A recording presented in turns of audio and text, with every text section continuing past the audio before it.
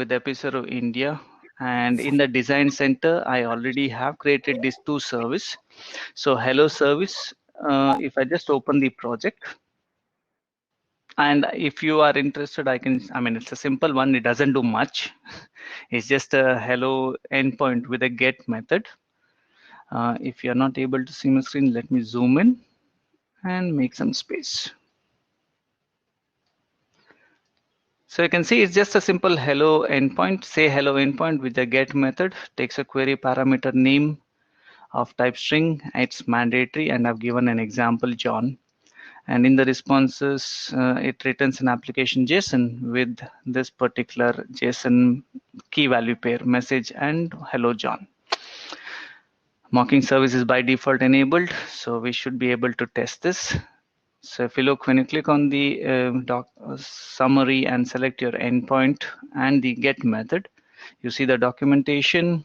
So in the say hello endpoint, you need to pass a query parameter with John, and the expected output would be a JSON object with message hello. And that's basically how you test it. So you say test doc, option is there, do a send, and you should get this desired output. Okay, so this is the say hello. Exactly the reverse, instead of hello, it's a goodbye, and Kathy or someone is the other API which we have designed. That's the goodbye service API. Let me open that.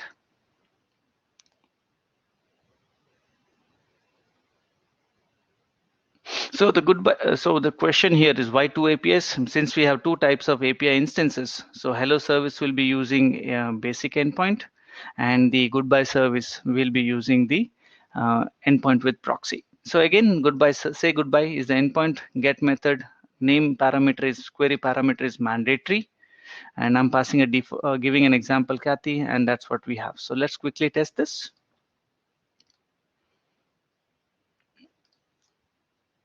And that's the desired output, which what these APIs are doing. Have kept the API as simple as possible. I mean, irrespective of what your API does and what it connects, the API management or the governance part would be the same. Now, both of these APIs, that is your hello service API and goodbye service API, have already published it to my exchange. So these are the two APIs which I've already published. And the version, right, asset version for both of them would be 1.0.0, and you can see they have been using the mocking service. I've added some description to the documentation, and I have the entire project downloaded as zip file. And if anyone is interested to do this later down the line, I will be sharing the source code and all the project zip jar files. If you're interested, you can just send me an email and I'll send those data across. So that's the exchange where we have the asset published.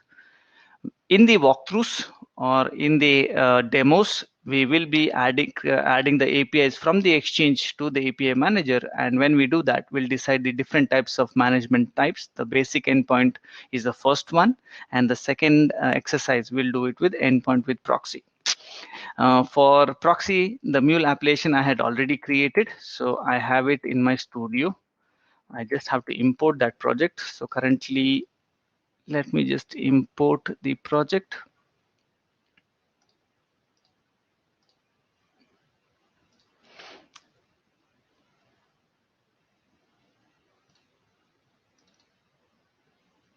So these are the specifications. Oh. Okay, let me just check. Something went wrong. Nothing got down. Okay, this at least jar is available.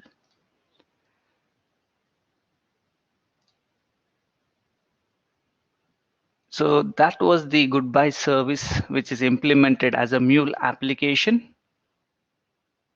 So this was the project.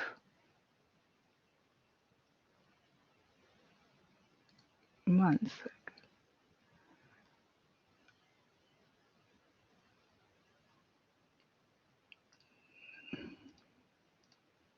Oh yeah, it took some time to load. So in the SRC Mule, I have followed the best practices.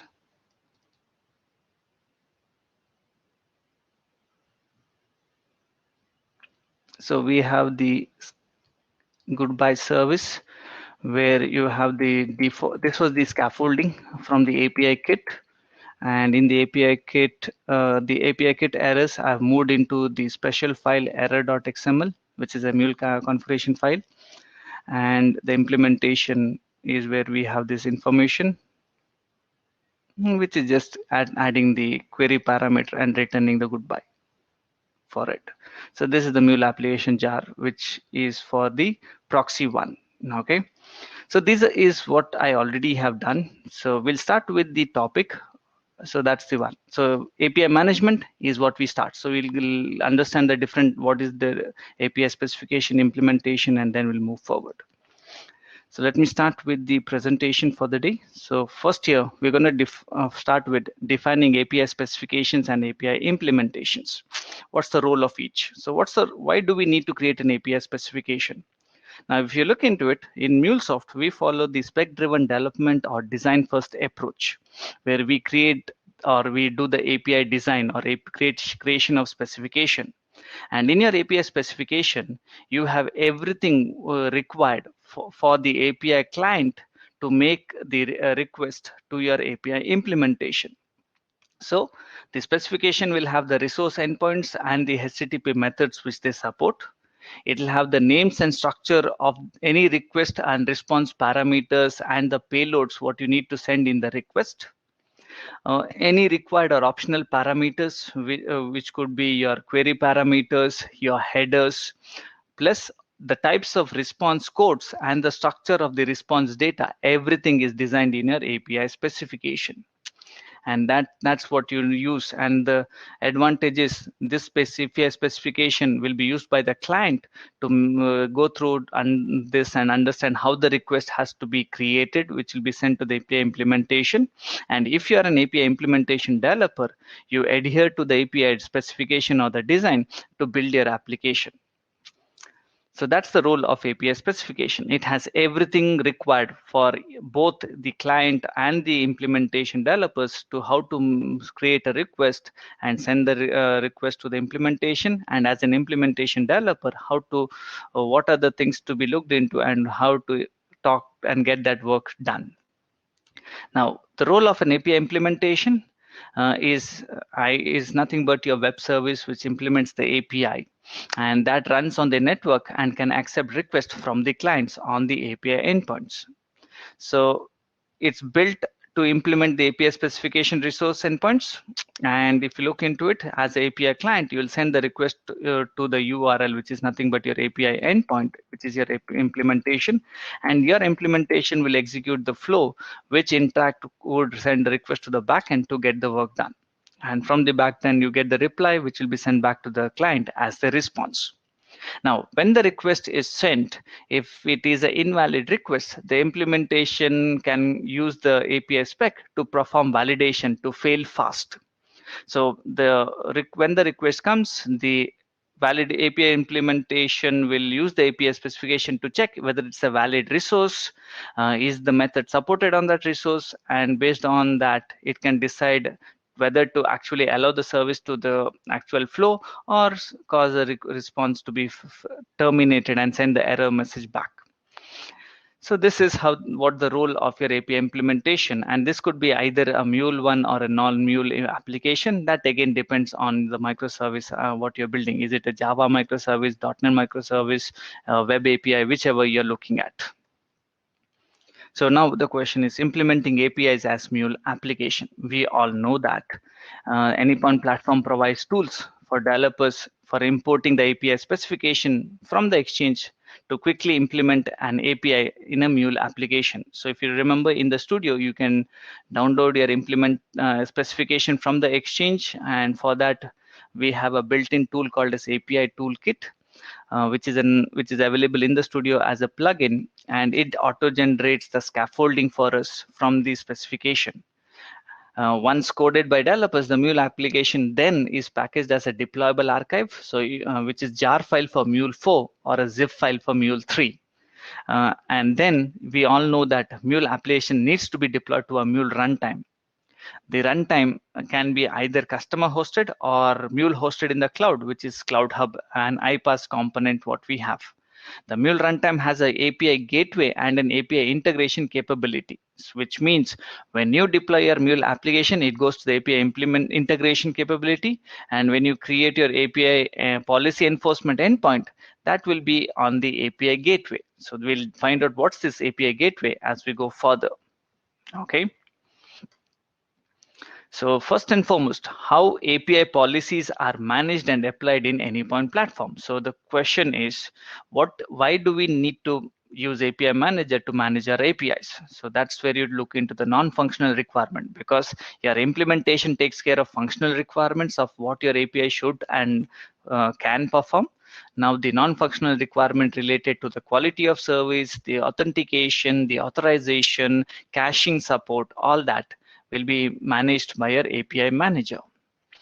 So API policies are non-functional requirement rules that govern and control access to your API implementation endpoints. So what type of policies include are authorization and authentication, logging, rate limiting, other quality of service like spike control.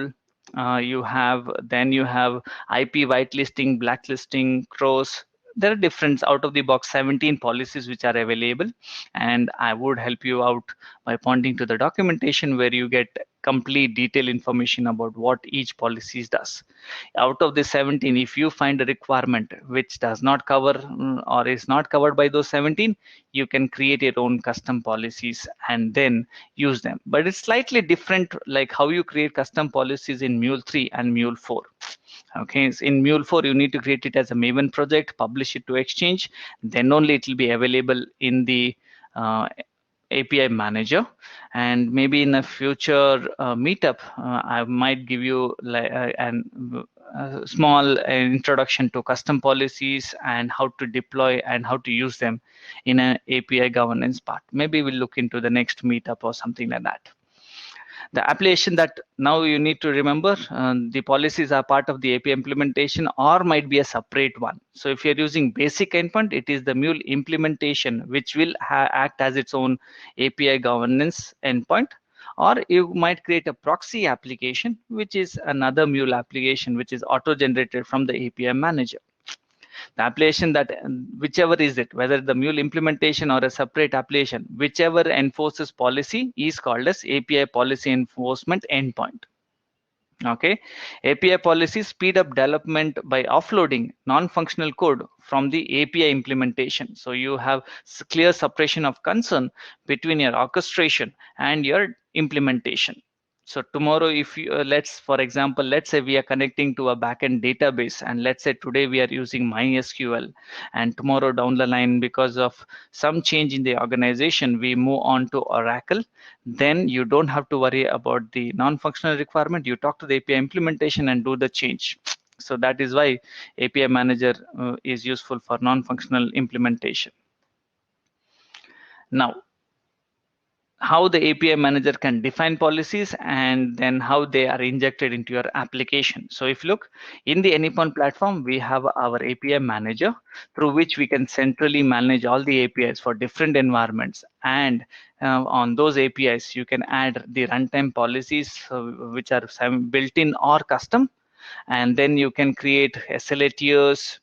And once you have the API manager and the API instance created, you can then connect to the Mule application. So when the Mule application or the proxy application activates the API manager connection, the policies will be downloaded to the runtime wherever the Mule application or the proxy application would be running. So this API policy enforcement could either be the same Mule application or it could be the proxy application. And wherever they are running, the policies will get downloaded into that runtime. And in the runtime, there's a policies folder where they are stored. Next, when the client sends the request to the application, it will be going to the API policy enforcement, and the policies which are downloaded and stored in the policies folder will get injected and that's where the checking happens or validation takes place. So if the incoming request does not violate any policies, then the request is allowed to enter the Mule application, execute the particular flow, and that flow might talk to the backend systems or SaaS applications to get your work done. If the incoming request violates any of the policies applied on the API, then the request is terminated immediately and an error response is sent back to the client. So this is the fail fast feature what we have. So this is the relationship between the API manager and the API gateway. So if you look into it, in the Mule runtime, we have two: API implementation layer or the API integration part capability of the Mule runtime. That's where your Mule applications will be running. And wherever you create the API and policy enforcement, that will be on the API gateway.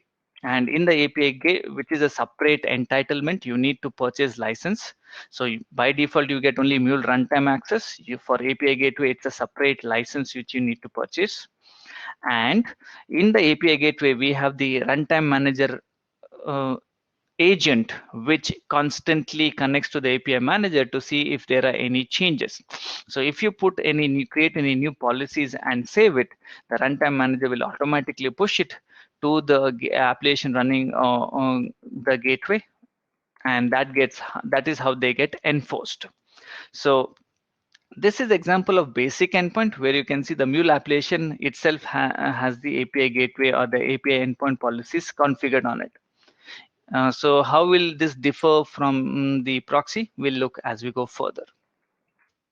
So the API gateway is the single point of control. So as I told you, it's a entitlement of the Mule runtime, which is not enabled by default. You need to purchase a separate license. It is designed and optimized to implement REST APIs for API specification. It supports governance of implementation endpoints by applying API policies to API policy enforcement endpoints that are centrally defined and managed by our API manager. And this is available both in your customer hosted or your Mule hosted runtimes. That's what you have. Now, what's the benefit of using API gateway is you can apply policies for enforcing governance, like rate limiting, spike control, caching, security, troubleshooting. Throttling was Mule 3, Mule 4 we have spike control. Separate API implementation from management from implementation concerns. Authorize traffic to pass through the implementation to the backend service. So we control who gets access to our implementation by our API and policy enforcement. Meters all API traffic flowing through the API implementation so that we can look into the analytics and log all the transactions such that we can collect and track analytical data, which is out of the box available, the API analytical tool, what we have. So that's the privileges. Otherwise, you need to write codes for all this in your API implementation. So you can separate it out, and that's how you have the non-functional requirement managed. Okay, now there are two types of API instances. So by default, your API needs to be added into the API manager. And when you do that, it's called as an API instance. And there are two types of API instance what you can create. So an API specification is imported to the API manager as an API instance. And an instance in the API manager is specified as either a basic endpoint or an endpoint with proxy. So that's the managing type, what you need to decide when you're creating the API instance.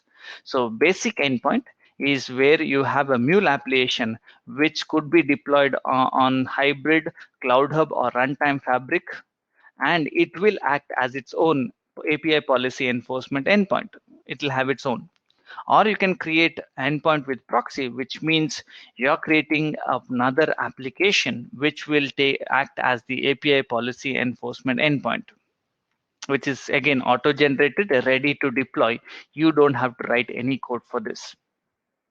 Those are the two types. And once you have your API instances, now we will discuss more about it, because if you're using basic endpoint, then the Mule application has to connect to the API manager. And for that, you can see there is auto discovery ID, and the Mule application developer has to configure the Mule application to connect to this API instance by using a special configuration element called as auto discovery.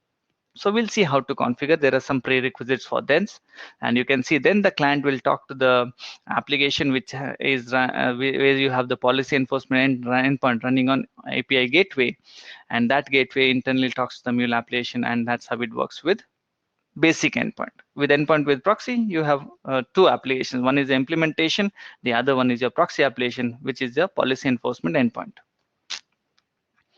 So starting with the basic endpoint API instance. So as I already told you, you have your API manager where you will create the API instance by as basic endpoint, which means your Mule application, which is your implementation, will act as it will have its own API policy enforcement endpoint.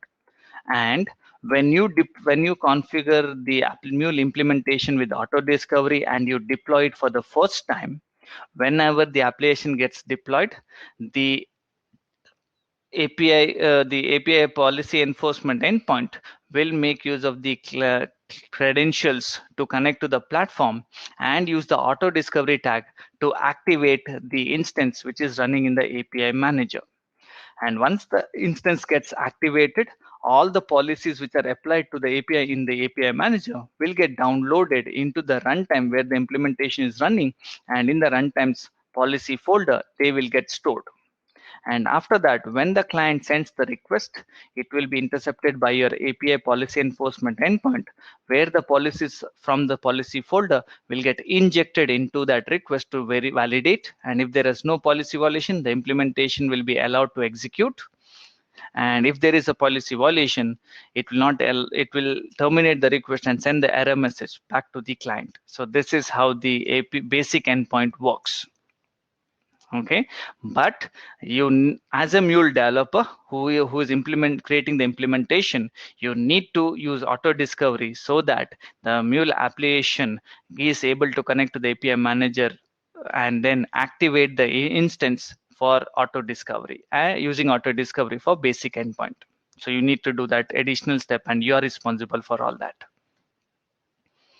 So what happens, as I told you, now the other one is the other type of API implementation is with endpoint with proxy. So here you can see your implementation. It can be either a Mule application or a non-Mule application, and that is not affected at all. From the API manager, we will create, there will be a separate application which gets created in the middle called as API proxy application. And you don't have to do anything. It gets auto generated, or the API manager will read the specification and will create a ready to deploy fully configured Mule application, which will do the API orchestration for us. And this internally uses auto discovery on its own. And then you deploy it to the runtime manager. And when the proxy application comes online, that will use the auto discovery tag, which is there automatically created for us, will connect to the API manager. And when it gets activated, the policies will be downloaded and stored in the runtime manager of where the proxy is running and stored in the policy folder. Now, the clients will use the proxy endpoint because the proxy application controls the access to the implementation, and the application developer or Mule implementation developer has to see that the client do not get direct access to this API implementation URL, because if they do, they can bypass everything. Okay, so there are ways of restricting it. In the operation classes, we look into that. So you might have your own VPC in the cloud, and that VPC might restrict external access to this implementation, so that only proxy is the one which you, as the client, you can call. So there are different ways of looking into it. So the client will send the request to the proxy application, and that will be intercepted by your API policy endpoint, and it will take the policies from the policy folder and inject it into the request to validate. If the validations passes and if there are no violation, the proxy will create a new request to the API implementation by copying the header and the payload into a new request and calling the API implementation. The API implementation will connect to the backend service and send the response back to the proxy. The response is again copied back into the client and sent back as the final response to the API client. So this is the additional one. Now, advantage of using endpoint with proxy and our basic endpoint is, if both are mule application, then you can see there are two vCores, because for API implementation on Cloud Hub you'll require one vCore, and for proxy also you require one vCore. So that's the drawback, because your vCore gets consumed and it will be added against your subscription or the amount of resources what you have bought. The advantage here is the API implementation need not be a mule application. It could be a non-mule implementation, and you can manage that using API proxy. Okay, whereas with endpoint with proxy, it has to be a mule application, then only basic endpoint can be used. And if it is a non-mule application, now we have support for service mesh. So what is service mesh is, if you have a non-implement mule implementation, you need to have it on your Kubernetes cluster. Then you can register that Kubernetes cluster with the Anypoint service mesh and component, which will be available as a resource in the exchange, and then we can do it. But that's the prerequisite. You need to have your services running on your Kubernetes cluster. You need to install the Kubernetes cluster into the service mesh, and then we can use basic endpoint. And again, service mesh only comes with platinum license and above. So there are other prerequisites what you need to look into. But if it is a non-mule, basic endpoint only works for mule application.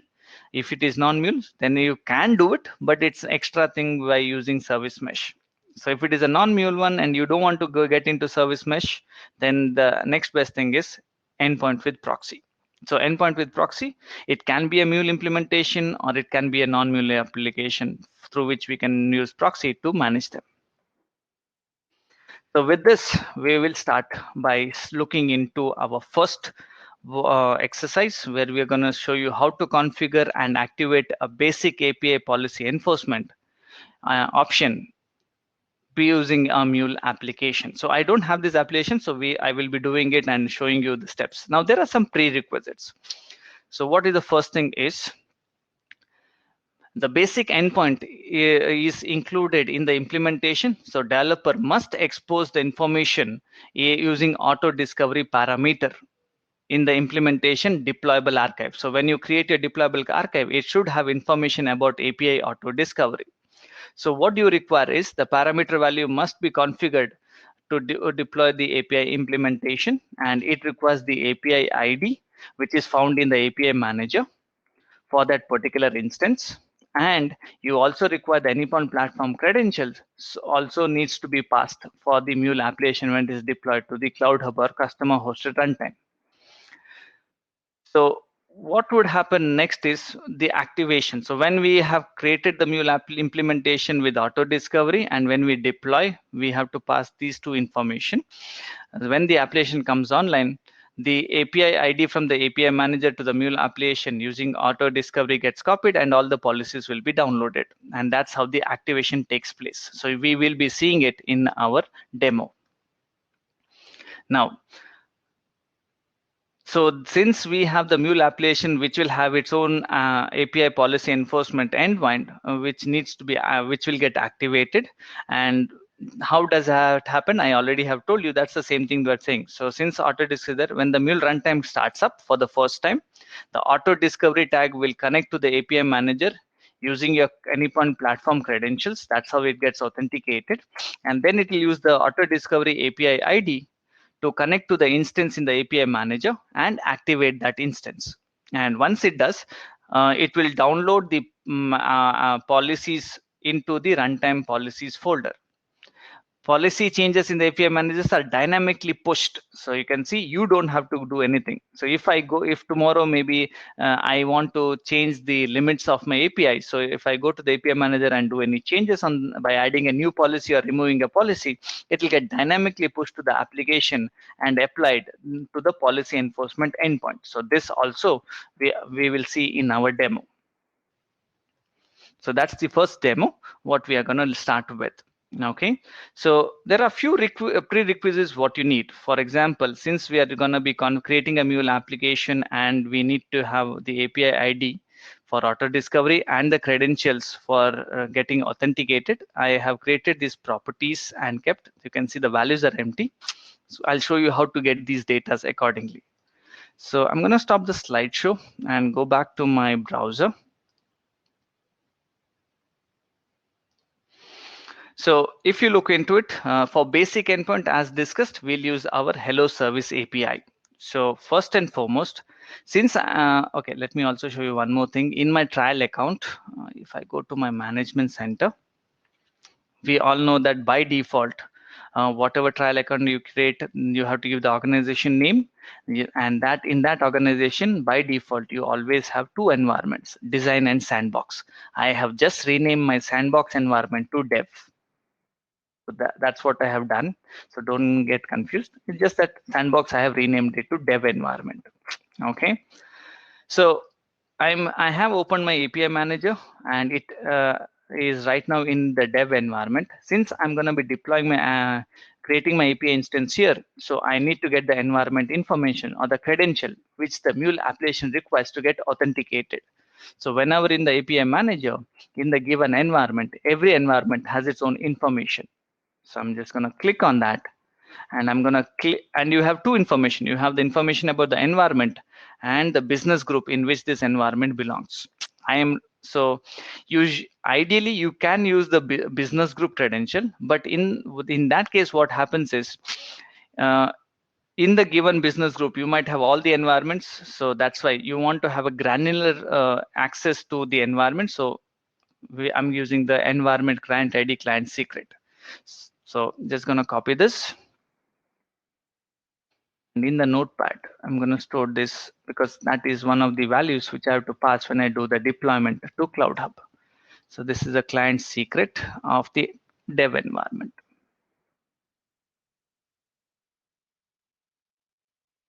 And I'm going to store this. Okay. So you need the environment. You can take the business group also. It's up to you. Ideally, in the real world, we always take the environment specific so that we have granular access to the APIs, not a wide access like the business group ID. So manage our API. Now you can see when you're adding API instance, there are different places from where you can get your API. In our case, we have our API in Exchange, or you can create the API from scratch. Or if you already have the zip file of the API in your local machine, then you can import it. It's up to you. So in our case, we have it in Exchange.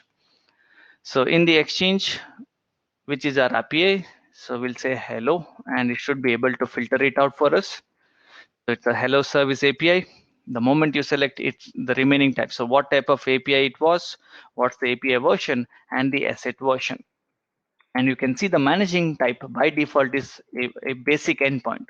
And you can see it's Mule application by default. If you are trying to manage a non-Mule application, then that non-Mule application should be managed by Anypoint service mesh. And that is the only way you have for non-Mule for basic endpoint. If it is not, the non-Mule application is not managed by service mesh, then basic endpoint cannot be applied. Okay, and then your Mule version is to be enabled because I'm using the latest version of the Studio 7.8. But for anything above Mule, which runs on Mule runtime 4 and above, you need to enable this checkbox. Implementation URL is optional because we need the application web implementation developer needs to get the API ID once, and that API ID will only come once the API instance is created. So that is why in basic endpoint, the implementation URI is optional because you can add it later. If you already have specified the host entry in the specification, it should have automatically appeared here. But I have not done that. So you can see, you can just type anything because you can edit it later also. So implementation URL for basic endpoint is optional, but for proxy, it is mandatory. So let us go ahead and click on save.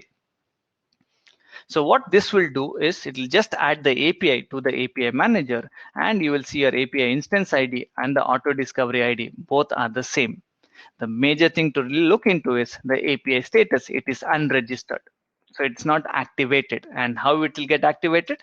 When a Mule application which uses auto discovery to discover this API comes online and the connection is established, then this automatically will change from unregistered to active. That is what, please remember the status as of now. So I need this API ID so that I can use it for auto discovery. So there you go that. So these are the informations what you need. So now you know from where you get that. So that's pretty much the first part of creating the API instance. It's still not activated. So we need to start from the studio. So for time being,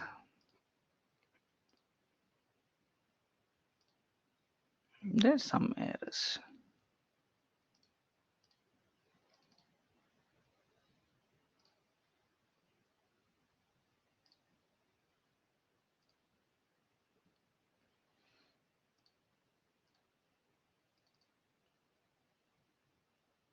Nothing to be worried. Anyway, I have deployed this application, should not be a problem. So let me just close this application for time being, since I already have the jar. Just wanted to show you what that application was doing.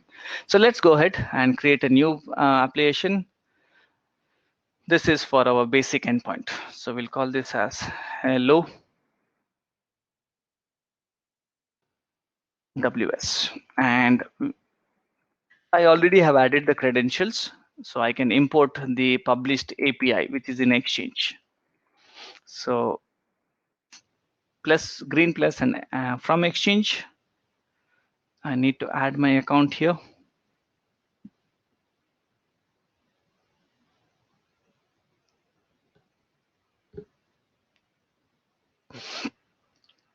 So it's Hong Kong. Yep. The password.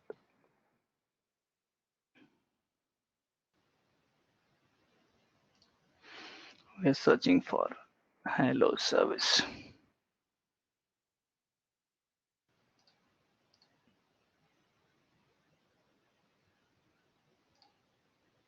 So I'm just downloading the API specification from Exchange, which will create our scaffolding. And then let's do a finish.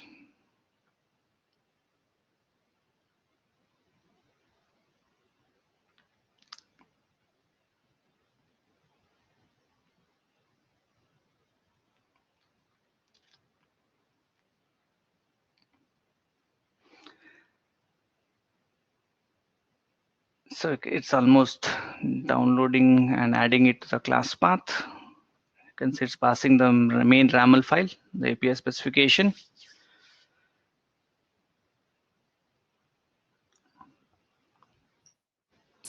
Yeah, Umesh, I can see one question related, so you can take Go that. ahead, go ahead. Yes, yes.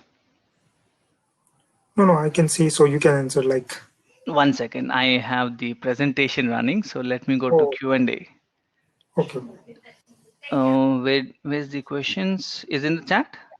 Yeah, chat. I think one question you already answered, and okay, let me read this Okay. question. So yeah. So is it from Srinivas? Yes. Can I use the same API ID for multiple API? I am sorry, instances. If I'm not wrong, that's what it's just saying the unread mess. Yeah, implementation. Yes, you can. For a given API, you can create multiple instances. There's no issues as such. Ideally, I created 2 APIs just to make it clearly different. But if you want, Hello Service can have basic endpoint and also can have endpoint with proxy. Because every time you create a API instance, it creates a new API ID. So Srinivas, you can do that. Can you differentiate the policies as per authentication? You don't have to differentiate. There's categories which I'll show you, which you will see by default. So wait for the policy applying. We will be adding policies before I go ahead anything. Okay. So you can see the scaffolding is done. We have our API, Hello Service API XML. We have the main flow, and that's the listener path. Takes some time initially. So the listener, which runs on, if you remember, the default path is /API star. The router just has one scaffolding flow, which is say hello. And right now you can see it's using hard-coded hello John, which I will change it to make it dynamic by using our data weave script.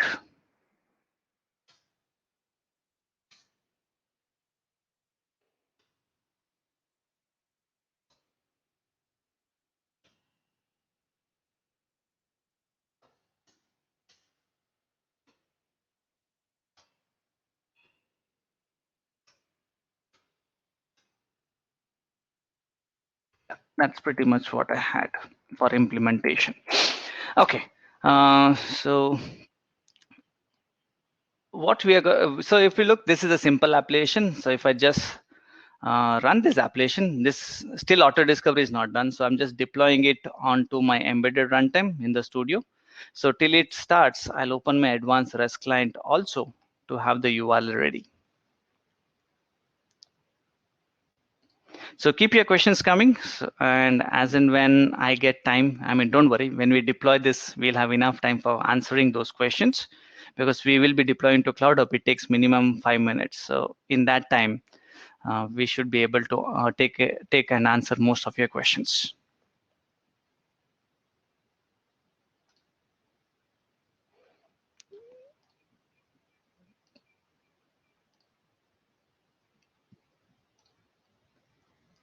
Okay, so this is the advanced REST client, and the URL to test it locally would be localhost colon default is 8081 forward slash.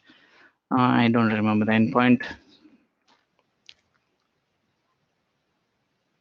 Say hello, right?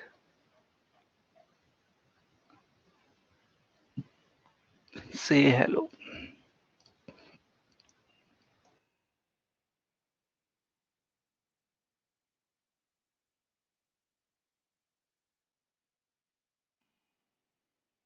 Okay, so let's see what happens. What's the status on? So the application is deployed.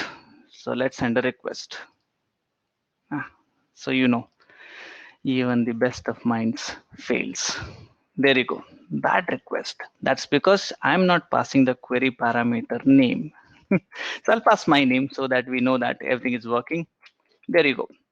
So that's the URL because we are using API kit. So the default path will be forward slash API forward slash star. And the endpoint is say hello. The query parameter is mandatory. So that's why bad request. So pass the query parameter name Umesh and you can see the output. Okay, but this has nothing to do with the API instance what we have created. So now we need to link it, and currently I'm going to show you how to do the linking with the any embedded runtime, and then we'll see how to do the same thing by deploying it to CloudHub to getting it on the cloud environment. Similarly, you can deploy to your standalone runtime if you have it on your machine. So if you have your Mule standalone runtime, just copy the jar into the apps folder. It will do the thing for us. Okay, now talking about policies. So before we do the connection, let's add the policy. So I've come back to the API manager. We are already inside the API, so we'll come out of it. So I'm talking about automated policies.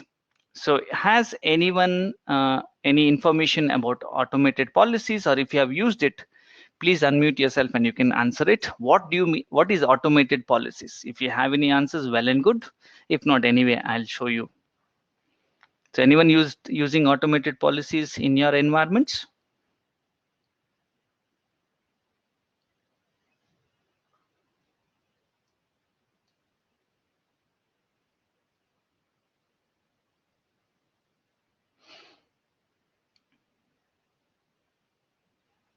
Okay.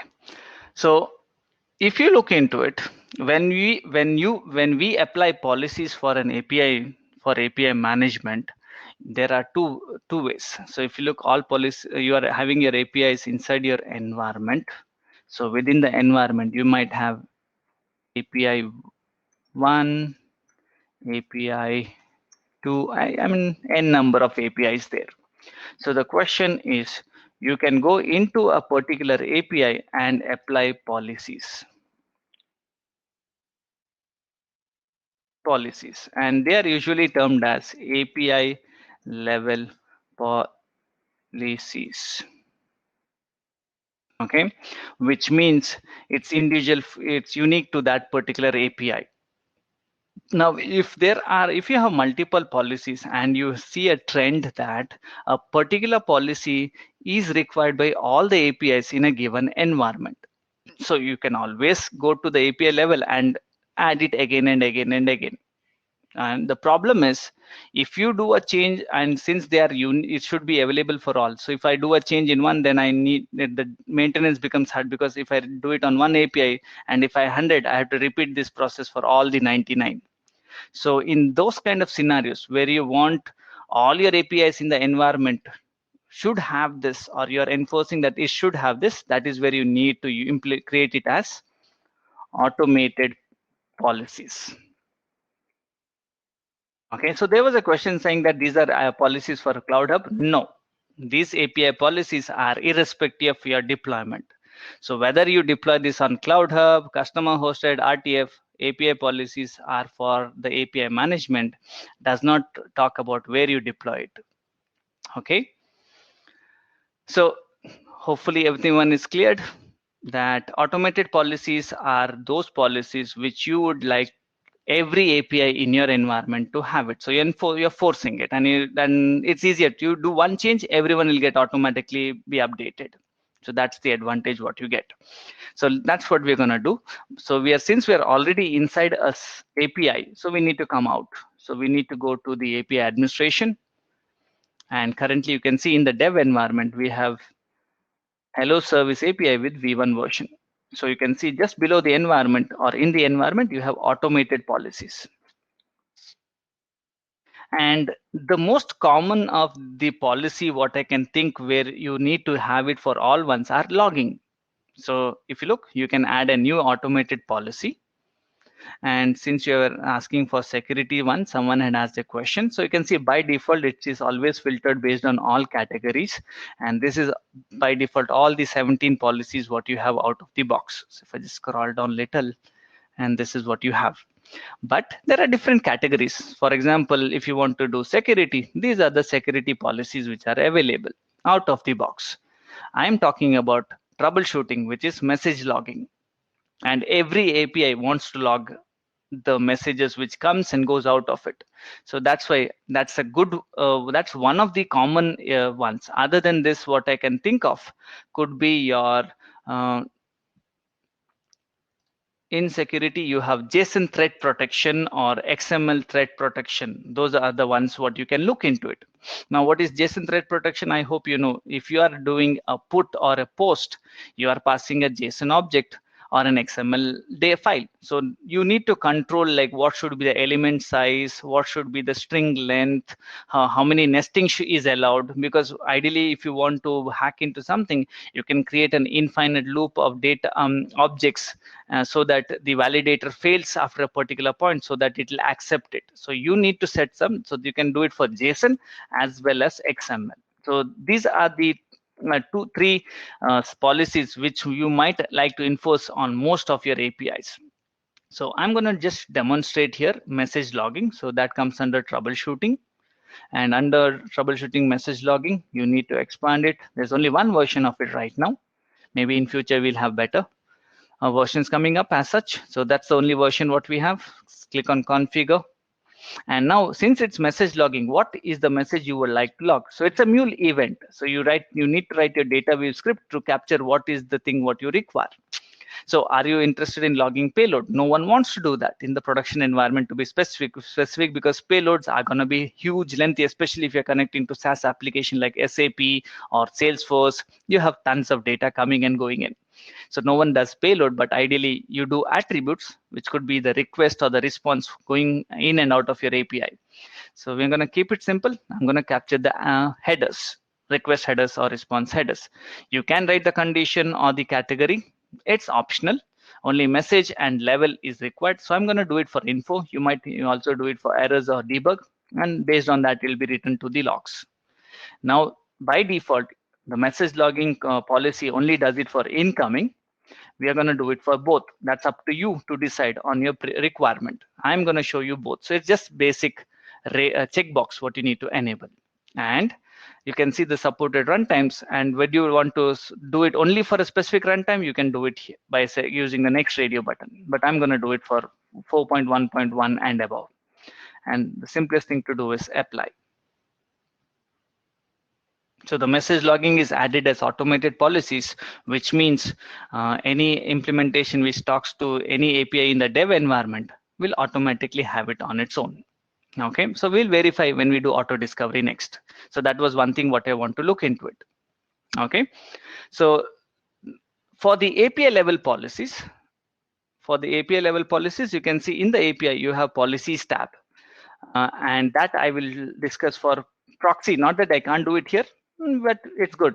So I showed you auto discovery with this one. So with I need something for endpoint with proxy. So I'll leave this API level for that particular demo. Okay. So back to the studio. Let's look into the auto discovery now. So what I need to do is in the application, I need to create a global element called as auto discovery. And in the auto discovery, I need to use my API ID. So not this one. Let me just close it off. The API ID in our dev environment. So that's what you use for auto discovery. And you also have to give the flow name from where the execution starts. And if you remember, since we're using API toolkit, it's always the API main from where the request comes, where you have the API kit router. So that's the auto discovery part. I'm going to apply changes. This is not enough. So this is only going to tell me, like, once I get connected, which API in the API manager I need to activate. But how will I connect to the platform is the next part. So let me just stop the deployment. It's still running behind the scene. So I've stopped it. So since this application is going to be deployed to the embedded runtime, I need to pass the JVM VM arguments. So you need to go to the run configuration. And in the argument section for the current application, so if you look in the general tab, you can see your Mule application and your application name. And you need to go to the argument section. So you can see the VM arguments where you need to pass the VM arguments, which I already have written it, but this is for the Anypoint platform. I'll just copy, Control Z, Control C, paste it above. And since I'm passing it as VM arguments minus capital M minus capital D, this is required. This is how you pass arguments to the Mule runtime running on your embedded or standalone. You need to pass it in this format. Anypoint platform does not require minus capital M or minus capital D switch. So this is what I need to pass as the VM argument. So let me copy that. And after this, do a paste. You can see apply and close. Now watch it. So this is the current log console before the auto discovery happened. So if you look into it, the deployment was there. Now you can see I got 400 bad requests because I didn't pass a query parameter. But after that, there is nothing available. So after deployment, because there was errors, the logs were written, and then it redeployed with those changes, and then we stopped the application. But nowhere the request and the response data was captured because message logging is implemented very recently, and you will be able to see all that. So I'll clear this console and let's start with the deployment once again. And remember, auto discovery is configured this time. So right click and run the application, and we'll go to full screen to watch it.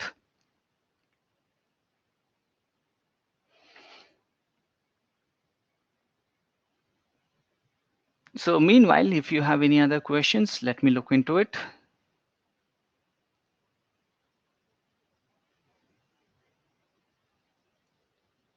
So Sridhar had a question that the auto discovery and will have the implementation URL exposed to the client. Yes.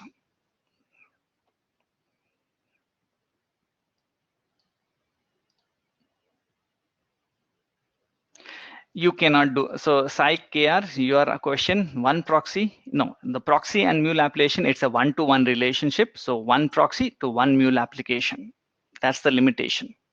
Unless and otherwise you create a that proxy can be configured. You can use the choice router and add it to multiple one, but by default it is one-to-one relationship, which you'll see in the next demo. So you can see the application has got deployed and it's not over. It adds little more information as such as we go further. Okay, so let me just close this and come to my full screen once again. So let's start from here. There's some lot of things happening behind the scene. You can see starting, this was always there, the starting of resource manager. Proxy policy endpoint has been added with that number. And if you look into it, your API policy message logging, you can see it's applied now. So the moment the application got connected, you can see applied policy message logging for API, hello service API. You can see in the application hello WS. So in this, since that's the auto discovery part. Once that was done, you can see the gatekeeper has now access to the API key using this one, and is activated. So you can see it's unblocked. Those are the informations what you'll see in the console. This is right now on the embedded. Same information you will see when we deploy it to Cloud Hub, and the same information you will see in the logs file of your customer hosted runtime. So there's nothing different as such. So I'm just using Cloud Hub because it's easy and everyone can do a demo of it using a trial account. Runtime manage standalone runtime depends whether you have the download or not. And off lately, the download of that standalone runtime is not working. The page is not working. So again, that's the sole reason why I'm using Cloud Hub. So you can see auto discovery is done. So since it is unblocked, your thing, you can see the API status is now activated. Very clearly, you can see it's activated. Right. So this is how how you can use an API basic endpoint instance, and then how the Mule application developer will be able to activate the API instance by using auto discovery, and don't forget the client ID and client secret of the platform to get authenticated, without which this auto discovery would not happen and it will fail. Let's go ahead and do a test to show you the message logging part of it. So I'm going to come to the studio. You can see all the information. I'm just going to clear, because when I send the request and get the response, it's going to go through the API policy enforcement, and we already saw that message logging was applied. So we'll see how it captures the request header and response header for our say hello. So back to the advanced REST client, and this time just to show you that we are going to send a new one. Let's call an arbitrary name called as Ramesh. Oh yeah, let me do justice to our host Ravi. So I'll send it to using Ravi, and we have got the output. And there's nothing much on the client, but on the other side, on the console, you can see the request was sent to say hello, and in that we had our query parameter and the details about the other headers. You can see the query parameter value. So this is before calling the API, and then you have after calling the API, the response. So that's the message logging policy what we had applied for this API. Okay, right? Okay, so now what we are going to do is we're going to deploy this Cloud Hub, and I will have a lot of time to answer most of your questions. So if you have any questions, please go ahead and type it across. Till then, we will deploy this to Cloud Hub. So for first 3 minutes, you need to pay attention, because you need to know how to pass the client ID, client secret when you do the deployment to Cloud Hub. So I'm stop. So let's do this. Right click on Hello Service, Anypoint platform, deploy to Cloud Hub.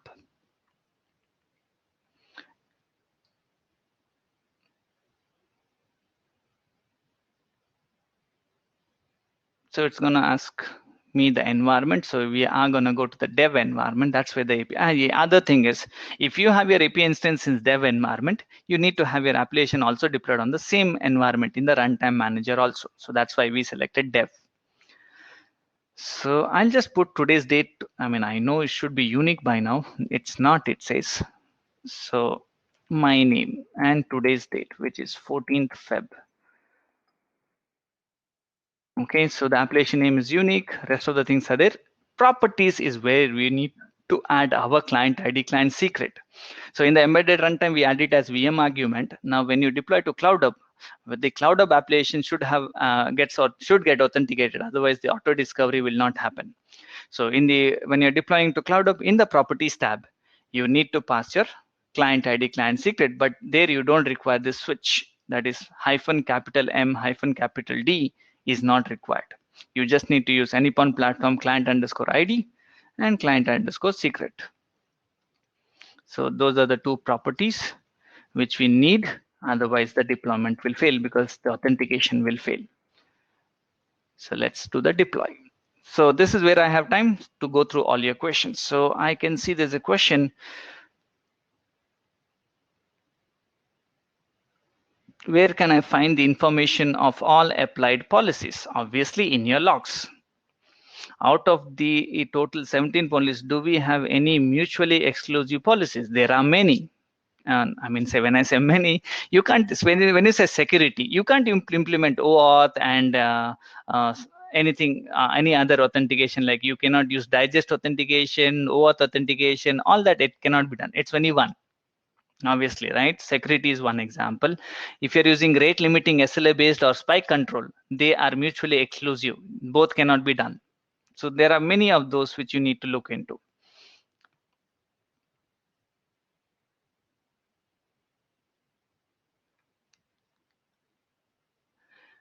No, automated policy, as I told you, it is for the entire environment. So if you want to create, if you look in the API manager, there is also an API groups concept. If you want, you can then apply, create a API group, add your APIs with whichever instance inside them, and then apply policies on the group. So that's the new one, new feature which is implemented in the API manager. I'm not talking about API groups today. Maybe in the next meetup, we may talk about custom policies and API groups. Otherwise, the delivery would go beyond 2 hours, and I don't want you to keep here with me for more than two, trying to keep it within the time frame. Okay, so if you're talking about for a group of APIs, then you need to create API groups. So let me just open the browser to show you that. So if you look in the API manager, if I go to API administration, you can create API groups. And on the API groups, you can create your own SLA tiers, apply policies. That's different. But if you create automated policies, by default, it is for all APIs in that environment.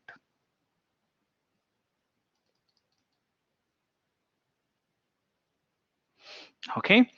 So let's take the runtime manager. You can see our hello service, my application would have come online. Okay. But what's the thing on the browser? Here also, you can see it's deployed successfully, close window. And let's open our application here. So I'll open the application and let me answer, like, where can I find the information about applied policies? So whenever you click on the runtime manager, your application, you'll always be, when you click on the name, it goes to the dashboard, go to the logs tab. Okay. And in the logs tab, you don't have to break your head as such. You just have to search for a keyword called as applied.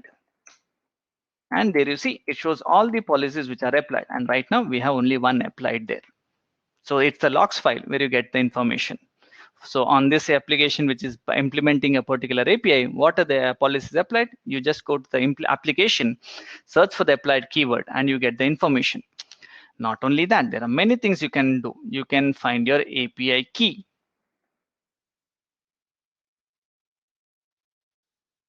So you can see the API key initially was blocked because the authentication with the client ID, client secret was not there. But you can see at the later point, see the timestamps, it got unblocked. Okay, you also have information. Remember, yeah, this is the Mule application which has its own API policy enforcement. So it's running at your gateway. You can search for your gateway, or sorry, gatekeeper. So you can see the gatekeeper has started. It's in flexi mode, and there are different modes for the gatekeeper.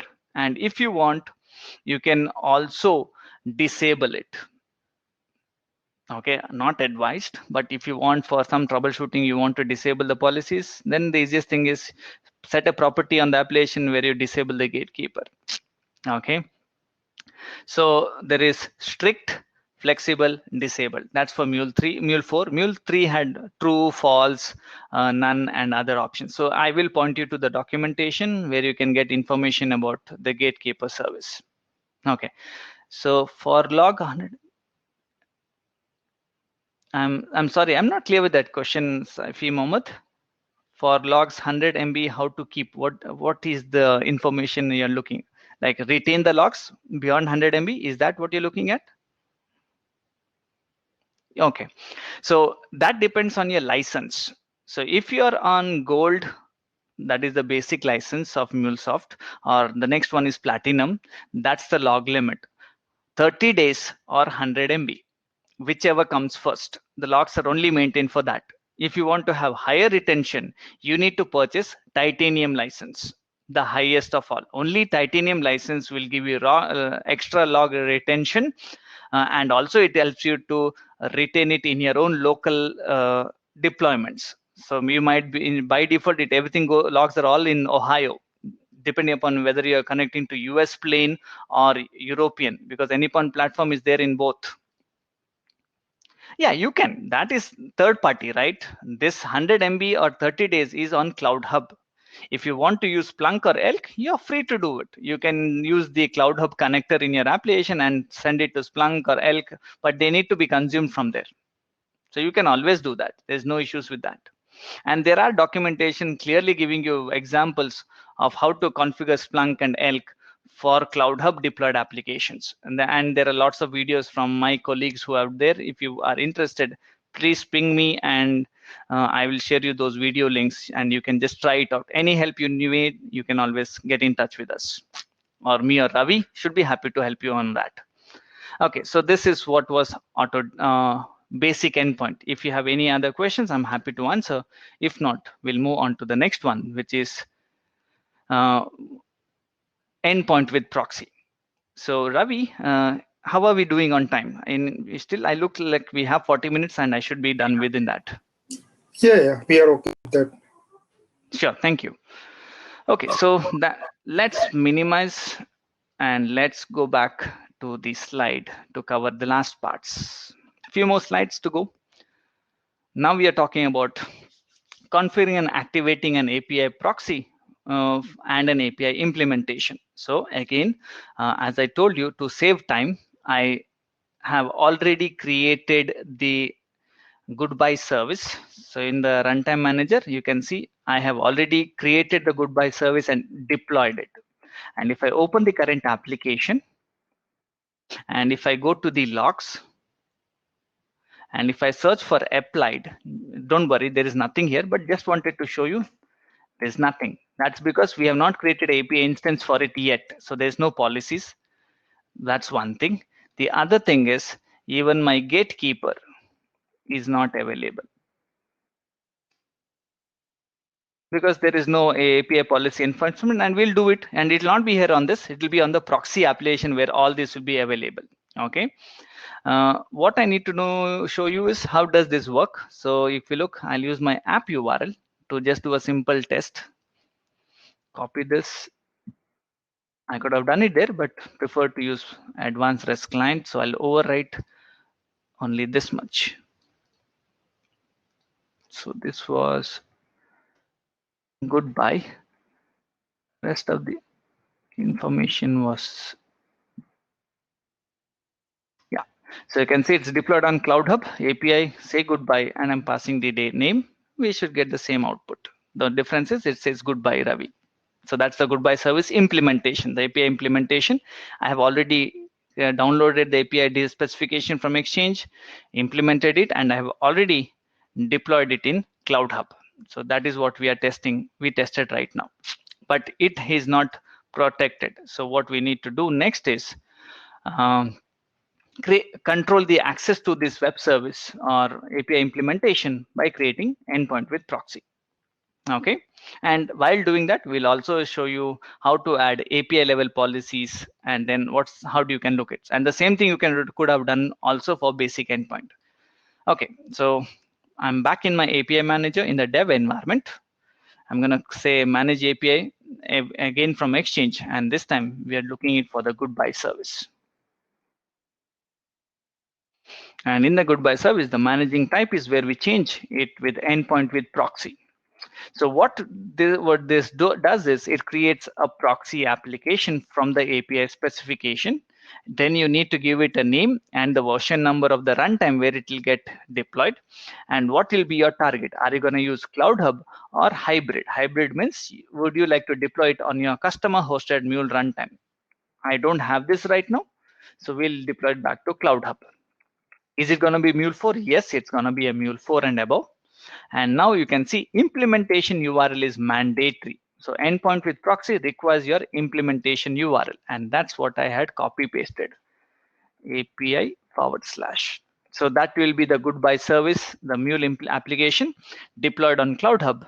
So that's the implementation URL. So this is the API where it is implemented. The URL is mandatory, and you need to click on save.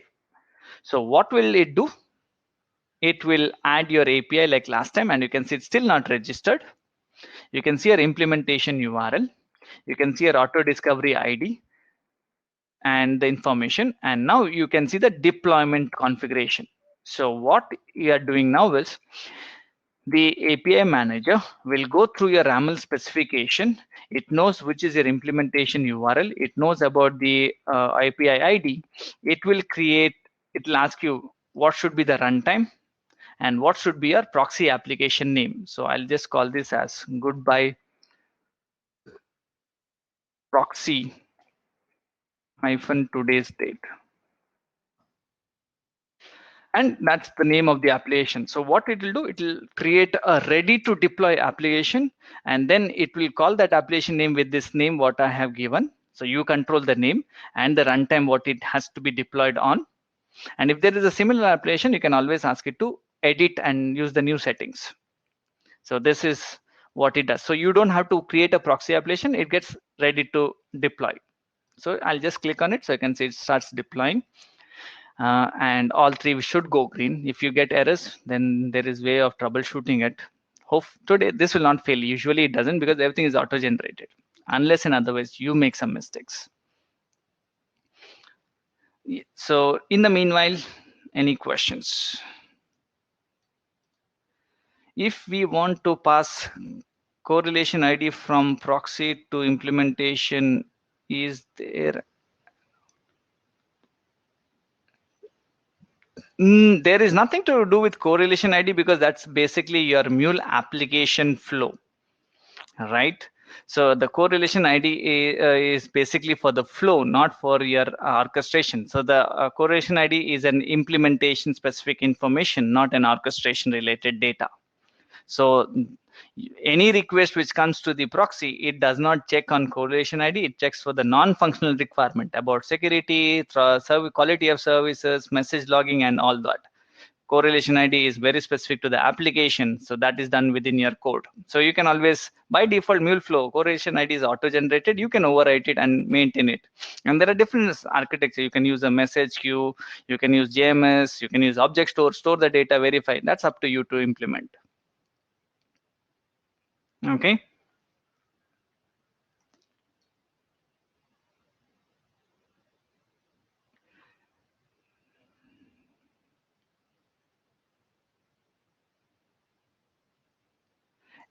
This, so right now if you look into it, I can do this is nothing to do with your protocol, because if you're using, I don't have a cell, I mean I could have done it for HTTPS also. The only difference is in my Mule application or in my studio, if you look in the studio, I would have to create a key store, and for create with the self-signed certificate, there are key tool from Java where I can create a self-signed certificate. Once I have the self-signed certificate in my key store, which will be stored in my SRC main resources folder, then I go ahead and create a TLX context.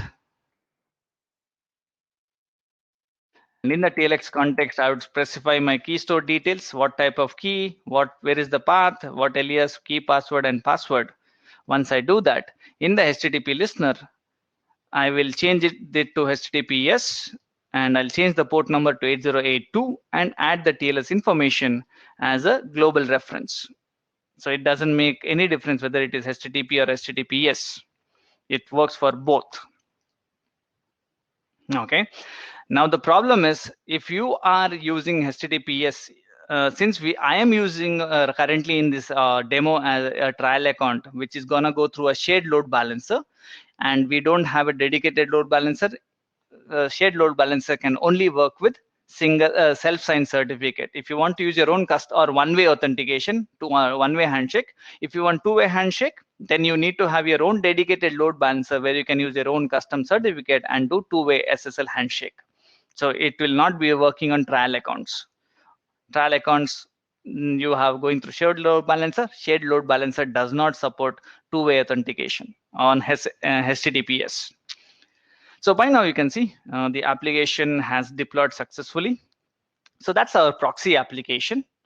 And can you now tell me, so if I go back to my runtime manager and if I go to the application list, we should have a new application, which is our goodbye proxy. Okay, so the question is, do you think it has any policy applied on it?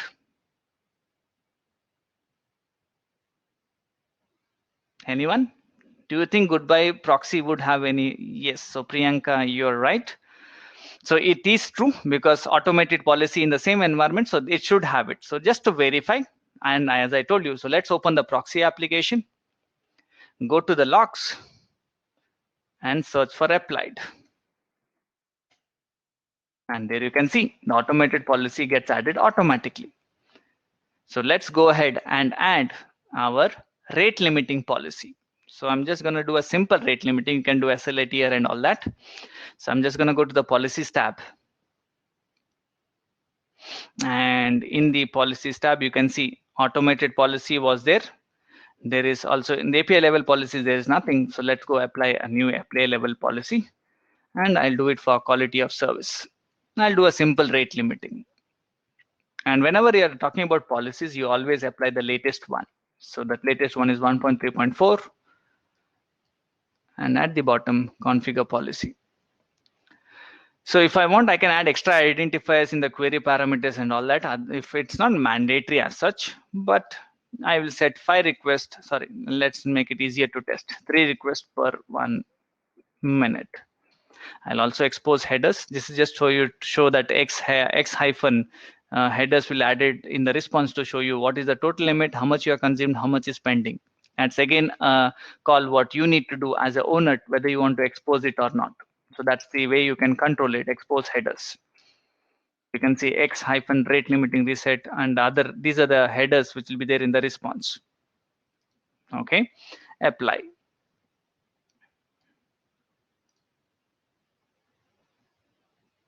Okay, I will give you a differentiation between that, and they're not meant for the same work. So rate limiting SLA and spike control are for 2 different use cases. I will give you an explanation maybe after the end of this demo. Okay, so we have now message logging and also rate limiting. So that's what we have done. There is no saving as such. If we come back to your proxy application and then do a search again for applied, I don't even have to see. You can see it's already there. But just for the simplicity, applied. So you can see message logging, sorry, and rate limiting. Everything is applied. So it's a push model by default. Whereas if this was on a customer hosted environment, it will be a pull model because the runtime manager in your customer hosted side will have an Anypoint runtime manager plugin. It will periodically poll and check if there are any changes in the policies or not. So there it is a pull model. Cloud Hub, it's a push model. So that's the slight difference, and it's periodically running there. Okay, so that's what we have done. And by now you can see the status also should be activated. So when the proxy came online, same thing, auto discovery was internally done by the runtime manager. So you can see the proxy is online. The only difference here, what you need to remember is the consumer endpoint. So in basic endpoint, implementation URI and consumer endpoint would have been the same. Whereas when you do endpoint with proxy, the consumer endpoint will be your proxy URL because that's where you have implemented your where the API policy enforcement endpoint is defined. So we'll just have to copy this and set that as your consumer endpoint. No more changes as such. So that's pretty much what you do. So now just to verify this, remember it is 3 requests per minute. Our 4th one should fail. So let's go to Exchange.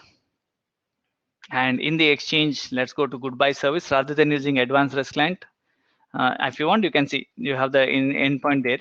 I could have given it some meaningful name. So there you can see you can give it labels to give it some meaningful name. So this is, sorry, Cloud Hub proxy.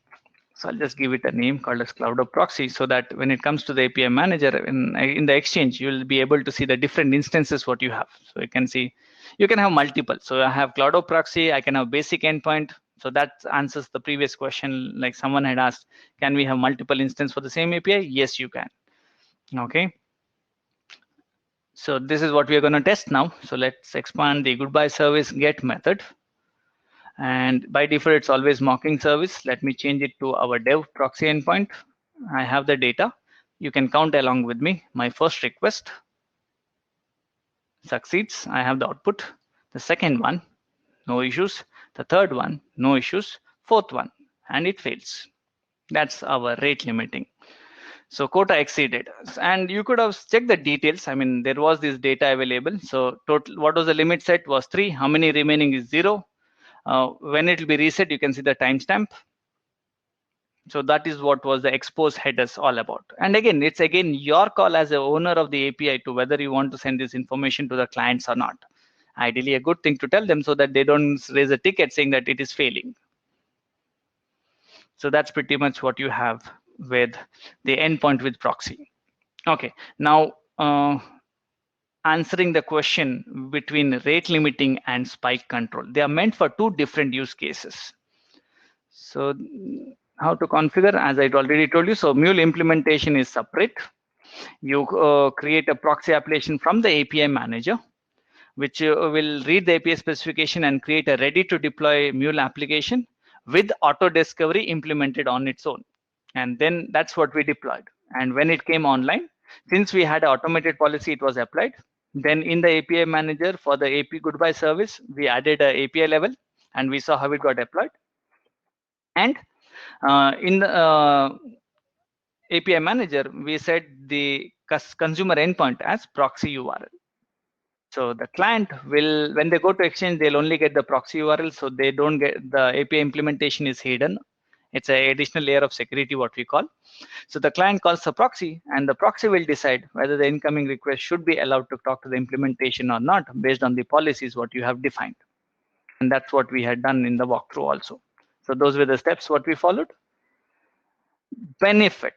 So if you look, minimum or no coding, secure and maintainable application. So now there was a question, by default, one proxy to one implementation. So if I have multiple versions of the API through which I want to call my API, you can do it, but you need to do the code for it. So how you do that is, if you go to your proxy application, so if you go to your API manager, and when you have the API instance, you can see you have download proxy. So this will download the jar file for your proxy application. Then you can do the changes, because you can open it up in the studio, add your code for choice router or whatever is the requirement you want to do, and then come to the runtime manager, and wherever you have the proxy application, you can overwrite it with your new jar file. So that's the way, but it's not out of the box. By it out of the box is one-to-one relationship. Clear, right? So that's what you should be clear with.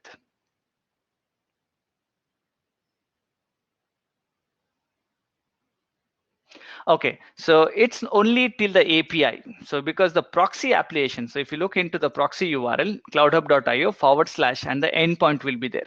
That will be forwarded to the implementation URL by adding whatever is extra here will get added at the end. So the implementation URL is only till API, or the base URL, base path, what we call, till the base path. The endpoints will come from the proxy part.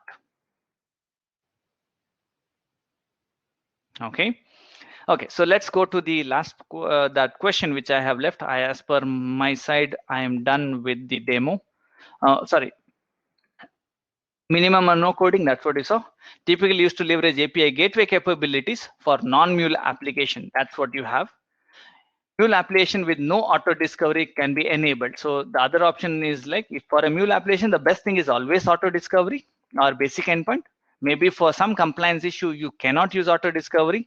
In that case, then you can also create a proxy application and get it done. Especially on other private or closed code, what you have to run your application. Maybe some financial institution usually have that issues. Allows you to control and govern access to API client requests without having code to write those codes in the implementation layer. So that's the advantage of having proxy API instances. There are issues with it, by the way. The proxy may need to be need an added mule runtime, as I already told you, because it's auto-generated. It's always going to be a mule application, especially when you are deploying it. It will consume your vCourse or the course what you have on your customer hosted site. So it will be against your license. So that's one first major thing. Plus, access to API implementation must be secure to avoid API client bypassing it. So you need to somehow safeguard the implementation URI. Client should never get it, because if they get that, they will be able to bypass your proxy where all your orchestration is done. So all the work goes waste. Plus, add management overhead internally, since now there are two applications. So the client calls the proxy, there's network overhead, there's latency because you're not calling the application directly, and more complexity when it comes to troubleshooting of the issues, because you need to find out whether it's an implementation issue or your proxy issue. So those are the issues, but otherwise, it's the easiest way of managing a non-mule application using the API manager, the most advanced tool for managing APIs. The same thing is what you can configure. So how client communication is handled by the client API, as I told you, this is what it does. So proxy comes online, it connects to the API manager, gets activated, policies are downloaded to the runtime policy folder, and that's how the activation takes place at the first time when you deploy the proxy. The client sends the request to the proxy, the policies gets injected, and if there is no violation, the proxy creates a new request by copying the header and the payload and sending it to the implementation. It's not the same request which gets forwarded. Please don't think that it does that. The proxy creates a new request by copying the header and the payload and calling the implementation. It's not an existing request which gets forwarded. No. And when the response comes, the responses header and the data is copied into the existing client request and sent back as response. So that's what the proxy does behind the scene. And that's the demo what we saw. And that's pretty much what I have from my side. Now let me give that explanation on rate limiting, policy SLA based, and spike control. Okay, so rate limiting, what I demonstrated was for just anyone, any client, irrespective of any client. So if you look into it,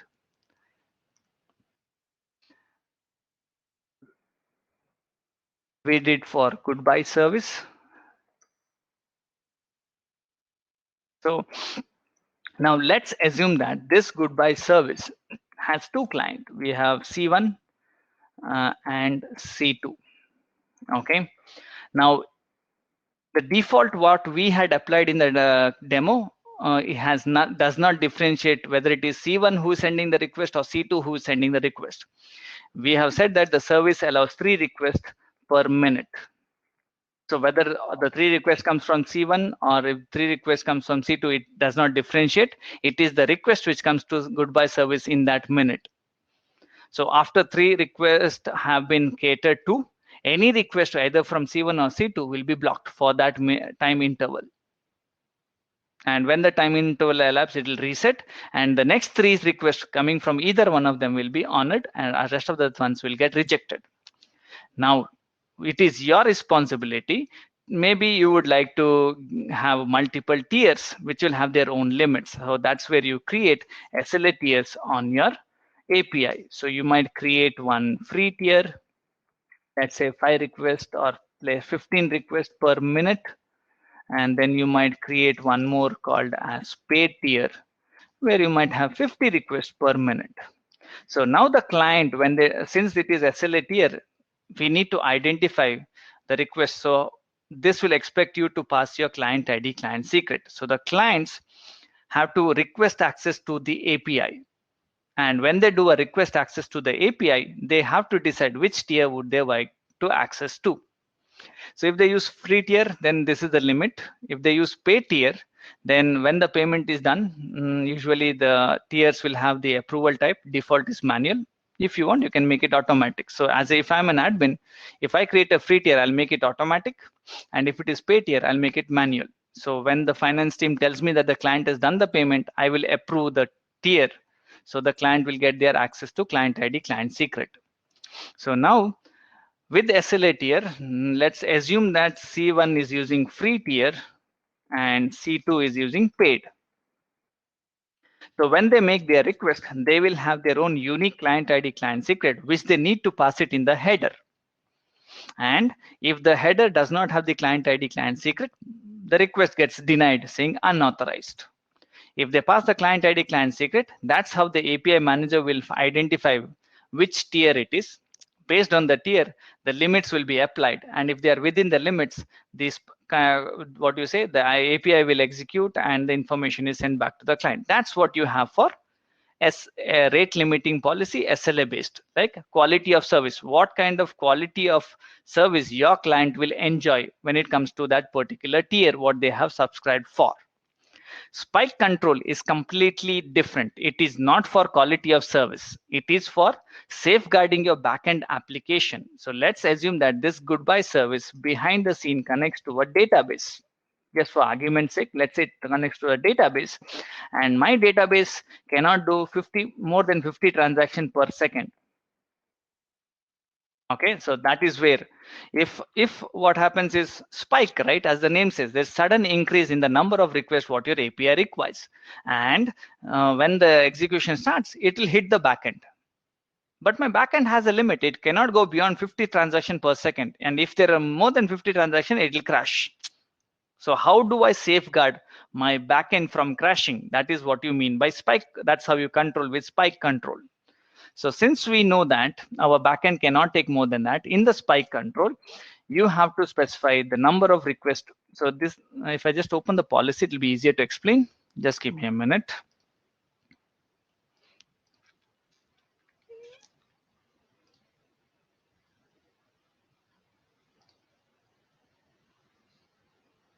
It's also quality of service, but it is not for that. It is just for safeguarding the backend implementation.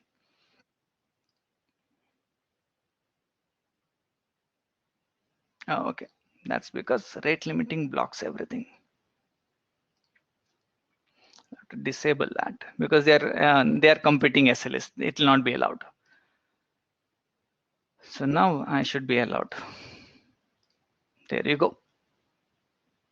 Okay, so in spike control, what all you need? I need to specify the maximum number of requests what I can allow, and that depends on my backend. So I will, since my DBs can take 50 requests per second, that's what I'll specify here.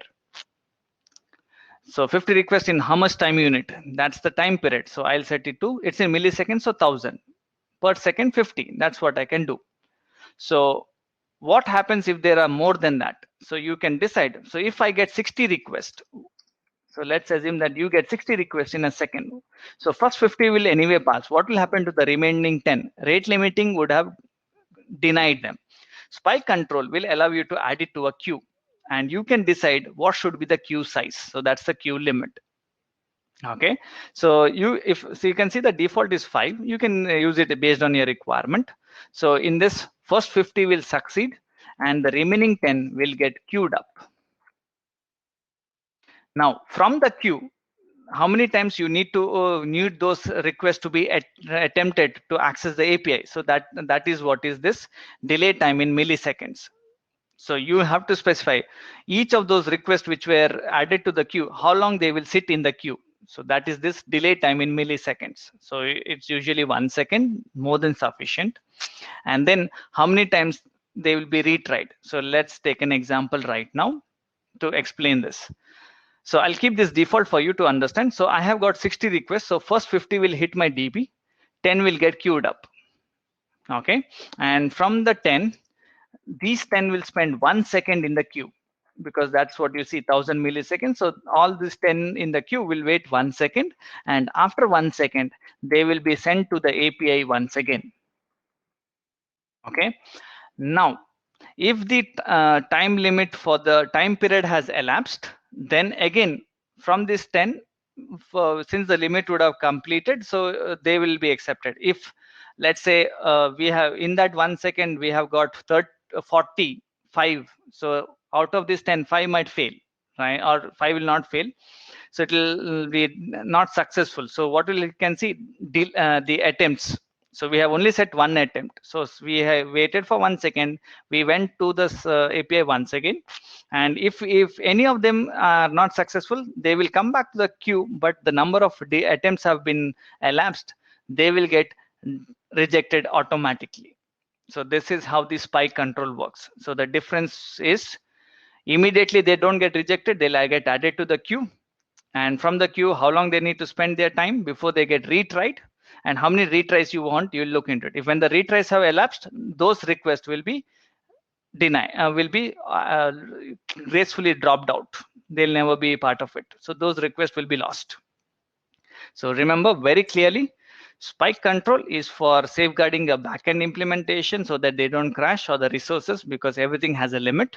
Whereas rate limiting is a quality of service what an individual client achieves or enjoys based on the tiers what they have selected. So if you have any questions, I'm happy to answer it. So if both have same subscription in all 15 requests per minute applicable to both clients, makes no difference because the client ID will be there. No, that will be unique. Each so as a customer, if I go to Exchange, you can see I have to apply request. I have to request access, and when I request access, I have to decide which instance, and then I have to give my application name. And then since I don't have a tier, you might have to select your tier. And based on this, for your application, for that instance, for this tier, the client ID, client secret gets auto-generated. They are unique every time for each client. So it's not going to be a common one. It's not that I do anything or we create our client ID, client secret and share. It's auto-generated.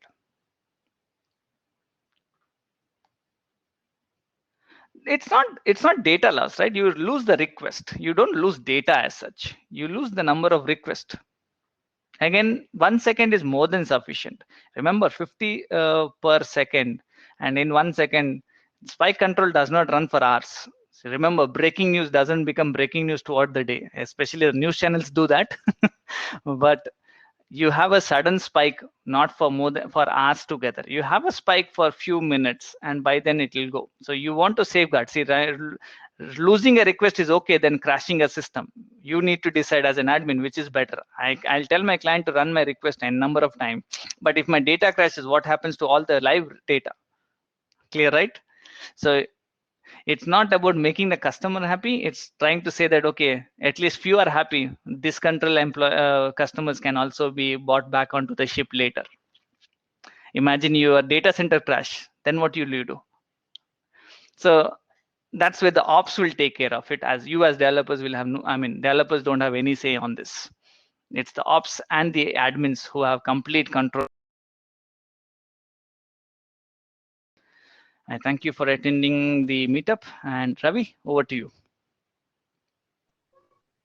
Yeah, hi Umesh. Thanks for very nice presentation, and you explained very well. Like you have given in-depth knowledge of that particular topic. Am I audible or not? You are. Okay, actually I connected with my mobile. Suddenly I got some problem in my system. I don't know. I connected with system also, but I'm not able to see my screen or anything. So It's okay. yeah. You're fine. Yeah, okay. I will request everyone so you can share your feedback after this meetup. And right now we will go with one trivia quiz. So three lucky winner will get this certification voucher. Oh, not a certification voucher. Now they stopped giving certification voucher. So you will get a training voucher. Okay. So you can opt for any training. Okay. And for this, actually, I'm not sure I will able to share my screen or not. So Umesh, are you familiar with this Kahoot.com? Will you able? Yeah, I am. Okay, I am. so I am sending you my detail in personal chat. You can do login and you Mm-hmm. can share. First, let me try. Actually, I don't mind, Go ahead. It works on mobile also. but in mobile it will be very difficult for me to manage. Actually, in No laptop issues. I'm connected, but don't know why it's means I can't see anything on screen. Try to just I disconnected. disconnect Yeah, I and restarted my system. Okay, then you can only log in. Actually, I am unable to share my screen, so you can do sure. login and you can start. And meanwhile, you can stop recording. So, okay, recording, I think I can stop from mobile. So, Now yeah. go ahead.